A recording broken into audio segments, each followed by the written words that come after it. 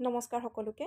আজি হৈছে আন্তঃৰাষ্ট্ৰীয় নাৰী দিৱস আৰু আন্তঃৰাষ্ট্ৰীয় নাৰী দিৱস উপলক্ষে মই মোৰ অকণমান মনৰ অনুভৱ আপোনালোকৰ আগত শ্বেয়াৰ কৰিব বিচাৰিছোঁ। যদি ভাল লাগে চাই থাকিব। নাৰীৰ সংজ্ঞা। সকলোৰে মুখত কেৱল এজনী ছোৱালীৰ জন্ম হ'ল। ছোৱালীজনী কাৰোবাৰ জীয়ৰী হৈ পৰিল। লাহে লাহে কাৰোবাৰ বাইদেউ, কাৰোবাৰ ভনী, আৰু এদিন কাৰোবাৰ পত্নী, কাৰোবাৰ বোৱাৰী, কাৰোবাৰ মাতৃ, আৰু শেষত কাৰোবাৰ আইতা বা আবু। এইখিনিলৈকে চব ঠিকেই আছে। নাৰীৰ ইমানবোৰ সুখৰ সংজ্ঞাই মানুহ হোৱাৰ সুখৰ যন্ত্ৰণাক ঢাকি ৰাখিব পাৰে। কিন্তু এজাক সংস্কাৰবিহীন, জ্ঞানহীন, শিং নথকা পশুৰ বাবে নাৰীৰ সংজ্ঞা যেতিয়া কেৱল মাত্ৰ এজনী তিৰোতা হৈ পৰে, তেতিয়া সেইজনী নাৰীয়ে নিজকে প্ৰশ্ন কৰে, এজনী ছোৱালী হোৱাৰ আগত মই কি মানুহ নহয় নেকি? এজনী বাইদেউ, এজনী ভনী হোৱাৰ আগত মই কি মানুহ নহয় নেকি?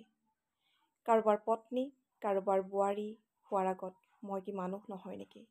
কাৰোবাৰ মাতৃ, কাৰোবাৰ আইতা হোৱাৰ আগত মই কি মানুহ নহয় নেকি? যাতে কোনেও পাহৰি নাযায় যে মই এজনী নাৰী হোৱাৰ আগত এটা মানুহেই হয়। ধন্যবাদ।